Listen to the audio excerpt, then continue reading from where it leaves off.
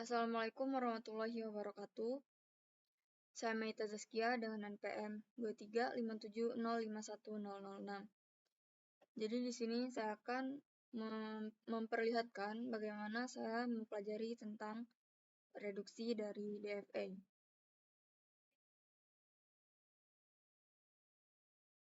Reduksi DFA.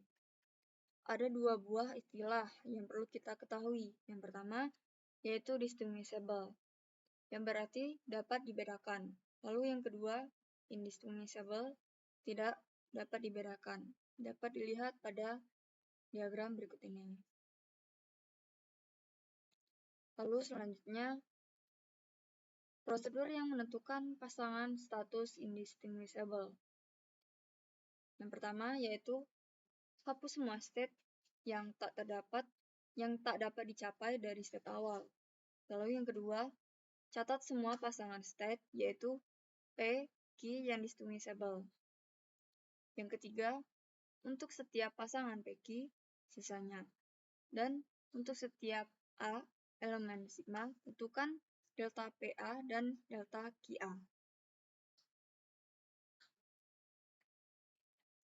Reduksi jumlah state pada finite state automata. Untuk suatu bahasa regular, kemungkinan ada sejumlah deterministik finite automata yang dapat menerimanya.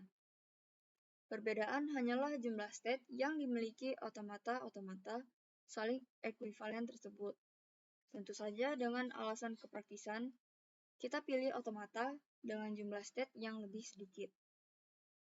Sasaran kita adalah mengurangi jumlah state dari suatu finite state automata dengan tidak mengurangi kemampuannya, semula untuk menerima suatu bahasa.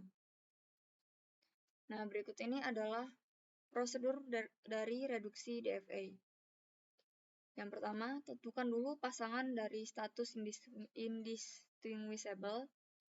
Yang kedua, gabungkan tiap grup indistinguishable state ke dalam suatu state dengan relasi pembentukan grup secara berantai.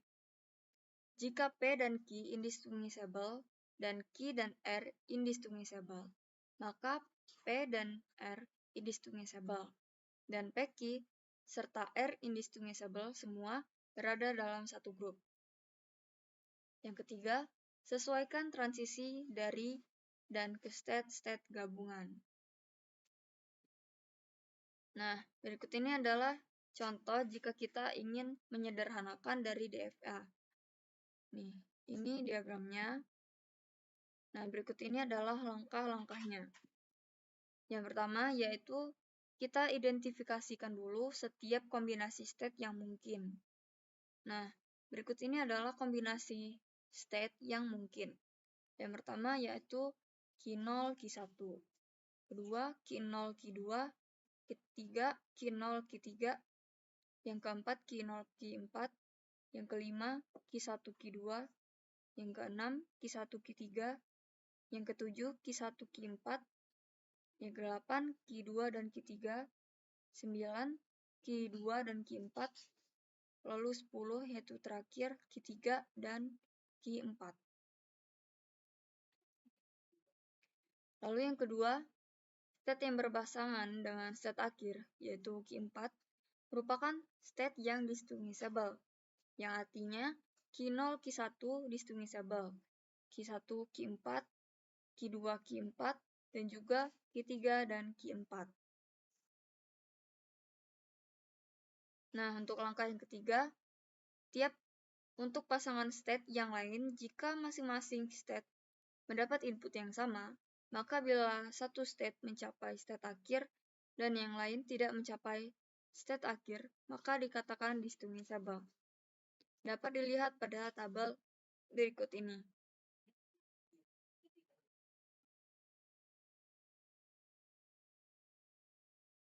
Nih, untuk Q0 dan Q1-nya terdapat delta atau transisinya, maka Q0 dan Q1 itu distinguishable. Nah, ini untuk yang Q2, Q0 dan Q2 yaitu distinguishable. Untuk Q0 dan Q3 distinguishable. Untuk Q1, Q2 indistinguishable. untuk Q1, Q3 indistinguishable, dan yang terakhir untuk Q2, Q3 yaitu indistinguishable. Nah, langkah yang keempat, maka didapatkan pasangan state sebagai berikut. Ini adalah pasangan state-nya.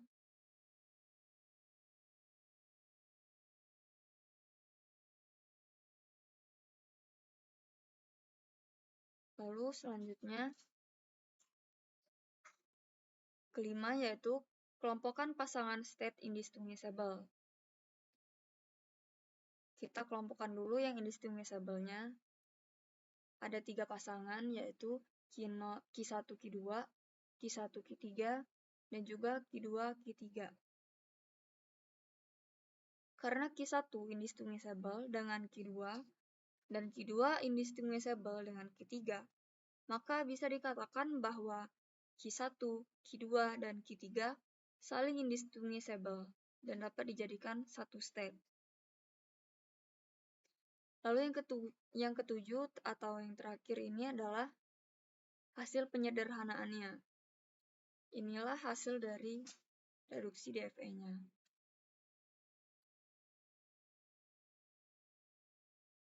Itu saja dari saya akhiri. Terima kasih. Wassalamualaikum warahmatullahi wabarakatuh.